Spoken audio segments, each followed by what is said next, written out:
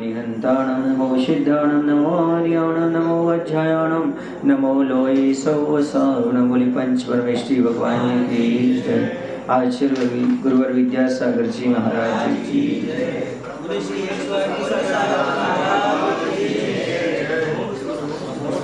अभी हम पढ़ करके स्थिति बताए हैं, अब हमें पढ़ना है अनुभागवंत। तो सबसे पहले ये समझना जरूरी है अनुभाग कहते किसे हैं। अनुभाग का अर्थ है कर्मों में फल देने की जो शक्ति होती है उसका नाम अनुभाग होता है। कर्मों में फलदान शक्ति, फल देने की जो शक्ति है उसका नाम कहलाता है अनुभाग। तो मुख्य रूप से अपन दो प्रकार के कर्म पढ़ कर आए थे, घातिया कर्म और अघातिया कर्म। ये भी आप पढ़ करके आए थे। घातिया कर्म जितने हैं सब अशुभ हैं। कैसे हैं? घातिया कर्म। और अघातिया कर्म में शुभ भी हैं और अशुभ भी हैं। तो सबसे पहले घातिया कर्म समझते हैं कौन कौन से हैं। ज्ञानावरण, दर्शनावरण, मोहिनी और अंतरण। ये चार कर्म कौन से हैं? घातिया कर्म किसे कहते हैं? जो जीव के अनुभवी शब्द तो बना दिया गया है, मुख्य रूप से वो जो गुणों का घात करते हैं, ऐसा वो कहलाएगा कौन सा? घातिया कर्म। अब इसमें फल देने की शक्ति चार प्रकार की होती है। कितने प्रकार की होती है? चार प्रकार की होती है। तो लतावत, काष्ठवत, अस्थिवत और पाषाणवत कैसी होती है? लता कैसी होती है? सबसे मुलायम होती है। उससे कठोर कहना होती है काष्ठ, काष्ठ माने लकड़ी। उससे कठोर क्या होती है? हड्डी।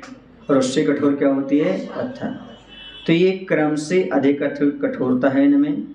बेसी जघन्य अनुभाग से लेकर के उत्कृष्ट अनुभाग तक अधिक कठोरता अनुभाग में होती है। समझ आ रहा ना?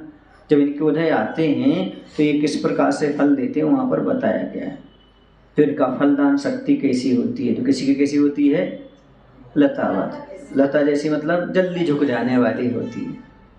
और काष्ठवत कैसी होती है? जो थोड़ी सी नहीं, अच्छी से कठोर हो इससे तो अच्छे से कठोर होगी ना।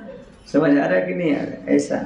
फिर उसके बाद अस्थिवत और उससे ज़्यादा पाषाणवत। जैसे अनंतानुबंधी है, क्या है? कैसे रहते वहाँ पर? अनंतानुबंधी के साथ कैसा फल देगा वो? बिल्कुल पत्थर के समान। कैसे देगा? पत्थर के समान, पाषाणवत। टूट तो जाए लेकिन झुकने का नाम नहीं ले, वो इतना कठोर होता है।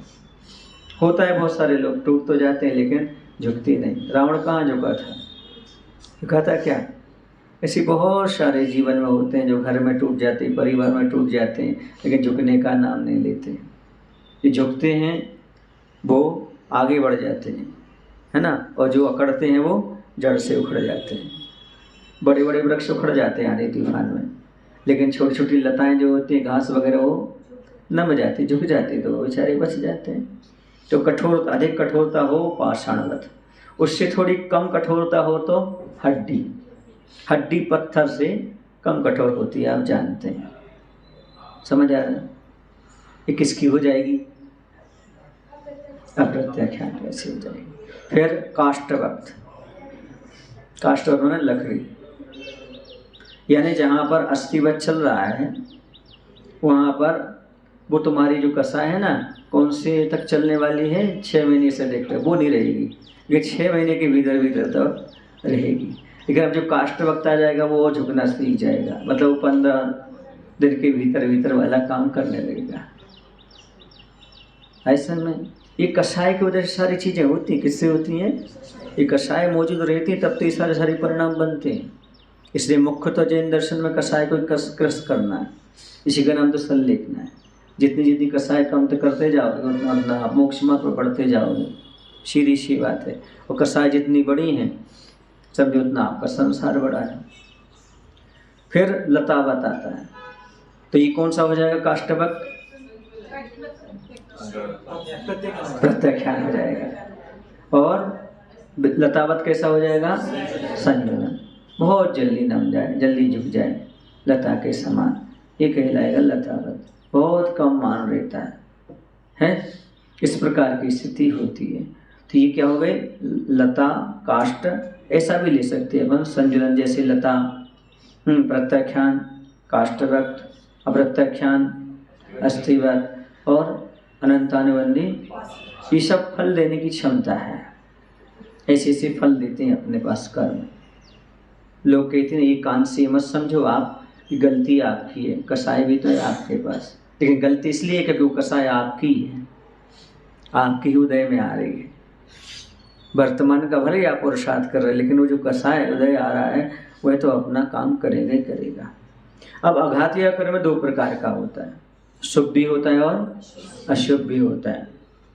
तो आघात या कर्म में जो शुभ प्रकृतियां हैं, क्या हैं? शुभ प्रकृतियां हैं, उनमें जघन्य से लेकर उत्कृष्ट तक में 4 प्रकार का है। तो आघात या कर्म कौन कौन से हैं?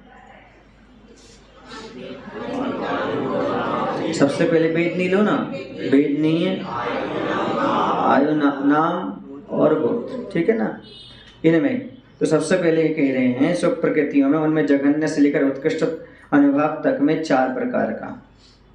जघन्य से लेकर के यहाँ पर ले रहे हैं उत्कृष्ट तक। कैसे? गुणवत, शक्करवत, मिश्रीवत, अमृतवत। जितना गुड़ मीठा होता है उससे ज़्यादा शक्कर मीठी होती है, शक्कर से ज़्यादा मीठा मिश्री होती है, मिश्री से ज़्यादा मीठा अमृत होता है। तो एक चूंकि ये कहाँ का चला, बस शुभ में ले रहे हैं। क्या ले रहे हैं? शुभ में। तो बढ़ते क्रम में लेंगे, समझ में आया ना? तो ये जो गुणवत है कैसा रहेगा? नीचे वाला रहेगा। जघन्य, क्योंकि शुभ प्रकृतियां हैं, जघन्य से उत्कृष्ट तक इसका 4 प्रकार का बन जाएगा। फिर उसके बाद रहेगा शक्करवत, वो कैसा हो जाएगा? और ज़्यादा मीठा हो जाएगा। और मिश्रीवत और अमृतवत और ज़्यादा हो जाएगा। ये शुभ प्रकृतियों में लगा लेना है। अपन को देखने में नहीं आता अमृत। अमृत जो होता है देवताओं के कंठ से झर जाता है। एक मीठा पदार्थ मान लो, सीधी बात, सबसे ज़्यादा मीठा। किससे ज़्यादा मीठा? मिश्री से ज़्यादा मीठा हो, मिश्री से मीठा अमृत। मिश्री से मीठी वाणी बोलते हैं आप लोग, इसलिए वाणी को भी अमृत बोलते हैं। क्या बोलते हैं? हाँ, ऐसा है।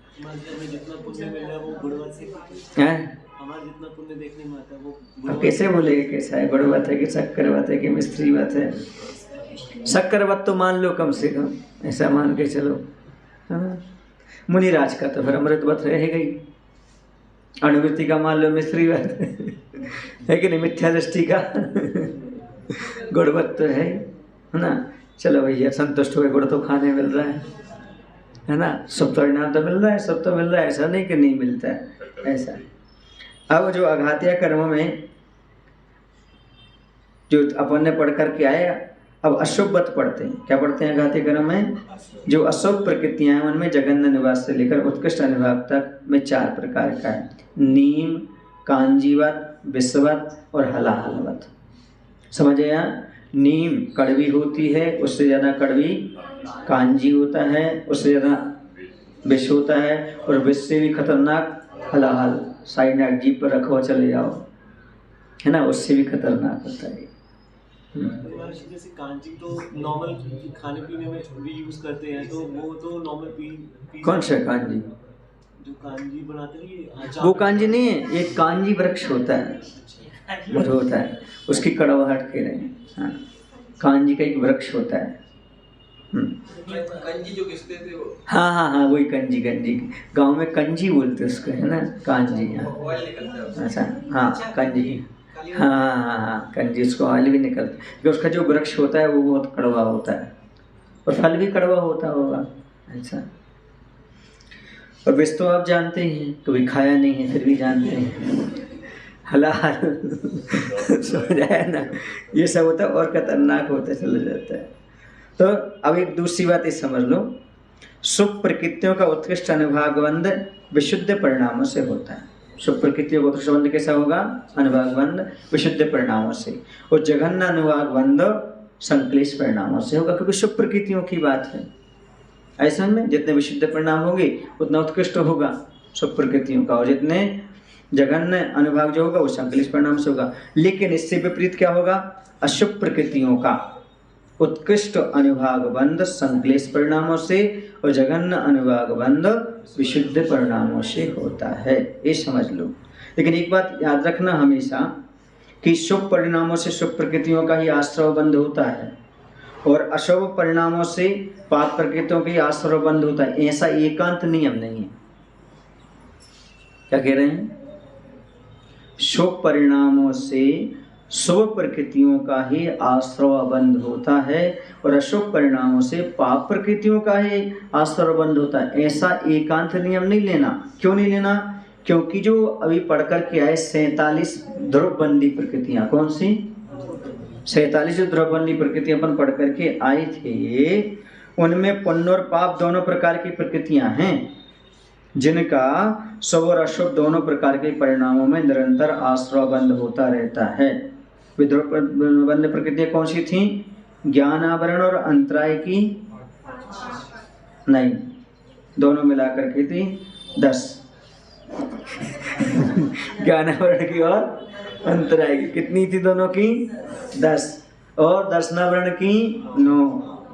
फिर मिथ्यात्व, 16 कसाय, भय, जुगुप्सा, तेजस शरीर, कार्मन शरीर, वर्णादिचार, अगुरु लघु, उपघात और निर्माण, है ना, निर्माण का नाम कर्म, ये 47 ध्रुव प्रकृतियां थी। इन 47 ध्रुव प्रकृतियों में से तेजस शरीर, कार्मन शरीर, अगुरु लघु और निर्माण, ये 4 पुण्य हैं अर्थात शुभ प्रकृतियां हैं और शेष 43 अशुभ पाप प्रकृतियां हैं। समझ आ रहा ना? इस प्रकार अशुभ परिणामों में उपयुक्त 4 प्रकृतियों का तो अवश्य बंध होता है। क्या कह रहे हैं? जो पढ़कर कौन से 4 बताए अभी हमने? तेजस शरीर, कार्मन शरीर, अगुरु लघु और निर्माण, ये 4 पुण्य प्रकृतियां हैं। तो कह रहे हैं कि इस प्रकार अशुभ परिणामों में उपयुक्त 4 शुभ प्रकृतियों का तो अवश्य बंध होता है। इनके अतिरिक्त औदारिक, ये वैक्रिक शरीर, पंचेंद्रिय जाति, त्रस्काय, बादर पर्याप्त, प्रत्येक शरीर, त्रेंचायु का भी यथायोग बंध संभव है जिनमें जघन्य अनुभाग बंध होता है। शुभ परिणामों पर युक्त 43 ध्रुवबंदी अशुभ प्रकृतियों का बंध होता है जिनमें जघन्य अनुभाग बंध होता है। समझ आ रहा ना? तो जो बताया है 47 में से, उनमें से कितनी निकालनी? 4 निकालनी, वो शुभ प्रकृतियां भी हैं। तो तेजस शरीर, कार्मन शरीर, अगुरु लघु और निर्माणी 4। इसलिए ऐसा एकांत नियम नहीं बनाना कि शुभ परिणामों से शुभ प्रकृतियों का और अशुभ परिणामों से पाप प्रकृतियों की आश्रय होता है। ऐसा एकांत नियम नहीं चलेगा। तो ये अनुभाग बंध की व्यवस्था हमने समझ ली। किसकी व्यवस्था समझ ली? अनुभाग बंध की समझ ली। चलिएगा अब आप लोगों से पूछते हैं, अनुभाग बंध किसे कहते हैं? कर्मों की फल देने की शक्ति को भाग कहते हैं। घातीय कर्मों में सबसे पहले घातीय कर्म कैसे हैं? पूरे के पूरे अशुभ हैं। कैसे हैं? अशुभ हैं। तो उनमें एक प्रकार की फलदान शक्ति की बात आएगी अशुभ रूप में। कैसा आएगा?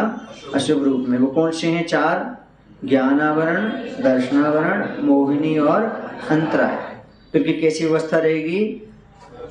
लतावत, काष्ठवत, अस्थिवत, पाषाणवत। ठीक है ना? लता है, काष्ठ है, अस्थि है और पत्थर, इनमें क्रम से अधिक अधिक कठोरता है। वैसे ही जघन्य अनुभाग से लेकर उत्कृष्ट अनुभाग तक अधिकाधिक कठोरता अनुभाग में है, ऐसा मान के चलो। फिर अघातीय कर्म कौन कौन से हैं? वेदनीय, आयु, नाम, गोत्र, है ना? इनमें शुभ प्रकृतियां भी हैं और अशुभ भी हैं। तो सबसे पहले किस में लगाएंगे अपन? शुभ प्रकृतियों में। तो इनके 4 प्रकार के अनुभाग कैसे होंगे?